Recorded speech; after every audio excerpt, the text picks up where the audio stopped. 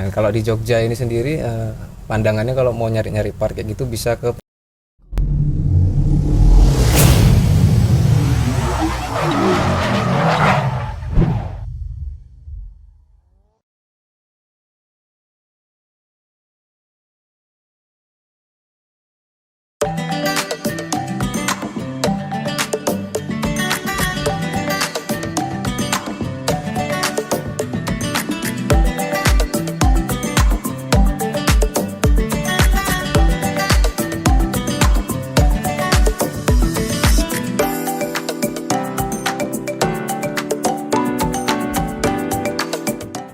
Ya oke guys, balik lagi bersama gua. Di video kali ini kita akan bahas mengenai motor bebek lagi. Dan kali ini gua udah bersama ownernya yaitu Mas Bayu.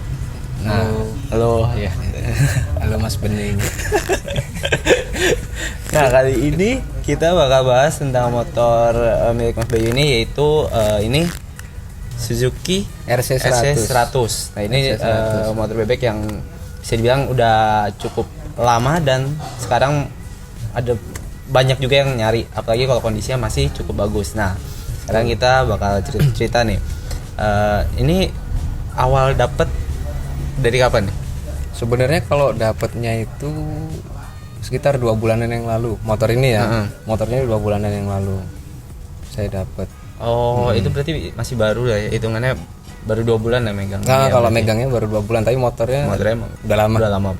Ini tahun berapa sih motornya? Tahunnya kayaknya sih 91, cuman kalau pasnya saya cek ya. Saya lupa juga karena baru 2 bulan. Kita langsung check and recheck Check dari and recheck. STNK. Oh, 90. Dari 90. 1990. Iya.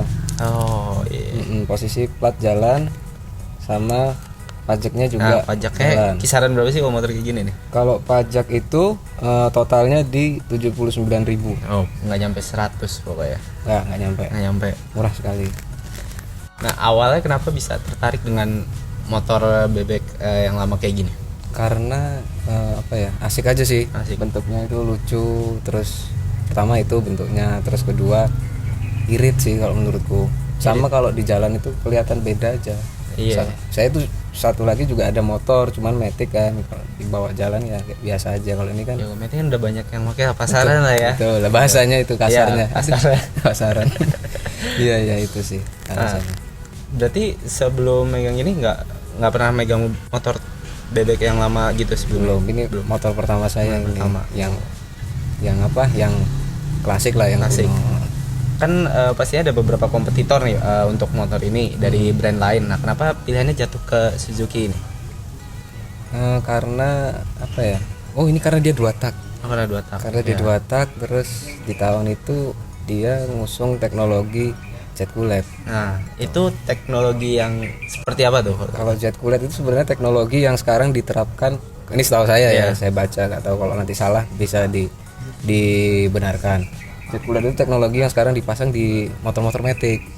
Kebanyakan kalau motor matic kita bongkar CVT-nya itu kan kelihatan tuh kayak ada apa kipasnya. Iya. Nah, itu gunanya kipasnya itu untuk mendinginkan si mesinnya ini tadi. Jadi masuk ke dalam ini ruang bakar ya, masuk ke dalam ruang bakar. Makanya dia ini ya space-nya gede kan daripada motor bebek lainnya pada waktu itu lah ya. Betul. Namanya jet cooled.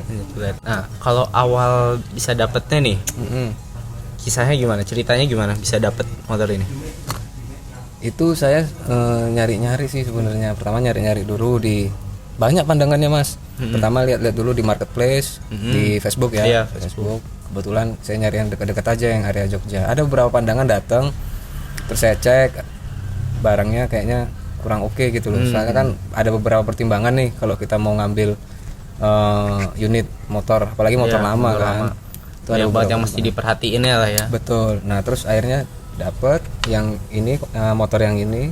Terus saya langsung pantau, ternyata tetangga di sini deket. Dekat jadi ya. Pantau langsung, udah dilihat. Oh, ternyata dilihat bodinya pertama kan, bodinya utuh nggak nih? Oh, utuh, nggak ada yang keropos. Tuh pertama. Terus kecocokan antara nomor rangka, nomor mesin sama yang ada di surat-suratnya. Oh iya, itu mesti wajib dicek lah ya kalau Betul. yang gitu. Itu oke. Terus dilihat lagi. Kalau mesin nggak masalah lah, mesin kita bisa dandanin pelan-pelan gitu kan.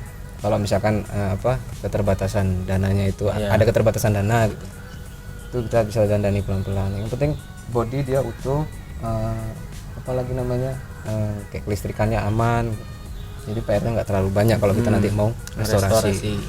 Kalau ini dulu awal dapat di kisaran harga berapa? Kalau saya dapat itu murah mas, cuma 2 juta. Cuma 2 juta. Posisi surat jalan, terus BPKB ada gitu. Iya, surat-surat lengkap pokoknya pas surat jalan ya.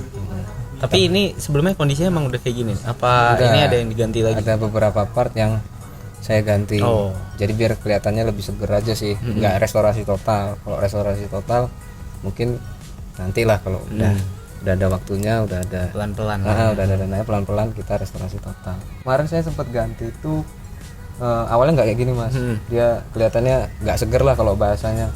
Karena lebih segar karena saya ganti di rujinya saya ganti terus. Oh yang lama udah kayak karatan gitu ya? Kusem yang pernah itu kusem, terus di ini sih kayak apa namanya, ini Mika stop lamp. Oh iya. Mika stop lamp, sorry, Mika Speedo. Mika Speedo saya ganti, tapi kalau dalamnya nggak tak ganti biar dapat kesan ininya aja, kesan udah klasiknya. Antiknya. Di dalamnya itu stikernya nggak tak ganti, tapi mikanya saya ganti. Terus ganti ini reflektor lampu. Reflektor lampu itu saya ganti. Tuh, terus spion awalnya nggak kayak gini, spion murah, itulah spion plastik. Oh iya. Terus dapat spion yang ori, tapi harusnya ini bukan ini spionnya, itu harusnya yang listnya chrome, gagangnya ini chrome. Ini punyanya Bravo. Tapi itu berarti dapat dalam kondisi bekas ya? Kalau yang spion lo ya, spion itu bekas, tapi kalau yang lainnya Mika baru. Reflektor ruji itu ori SGP semua baru. Sama ini sih, ngelengkapin emblem mas. Emblem kayak tulisan Suzuki Jet Cooler. Oh iya.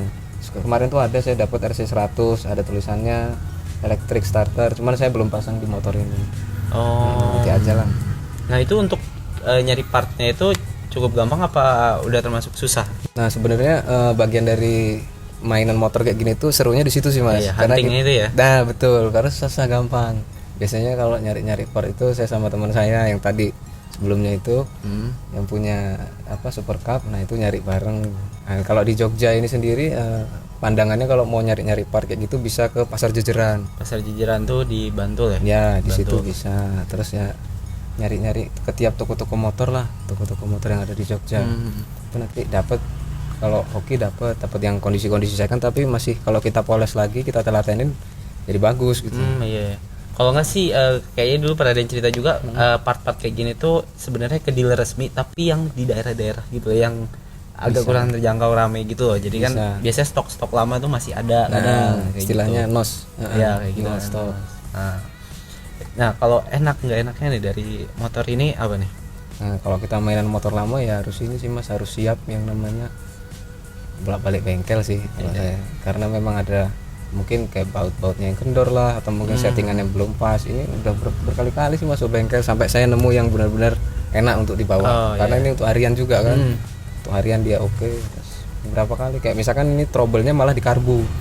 Kalau karbunya ini si RC100 itu kan dia pakai, saya lupa kayaknya Mikuni apa ya. Saya nggak gitu hafal. Nah, itu karbunya itu kan ada dua part nih di karbu. Nah, salah satunya ada yang cekung. Bikin si karbu ini tadi ngerembes. Ngerembes lah bensinnya. Nah itu harus bener harus dibenerin lah bahasanya. Jadi bisa enak. Itu karbu. Terus ini pompa oli ya? Karena kan dia 2 tak oli samping. Nah ini saya yang harus dicek, saya tadi lupa dicek juga nih pompa olinya fungsi apa enggak. Nah ini waktu saya dapat syukurnya pompa olinya masih oke, masih fungsi. Jadi oli sampingnya misah, nggak dicampur. Gitu. Iya.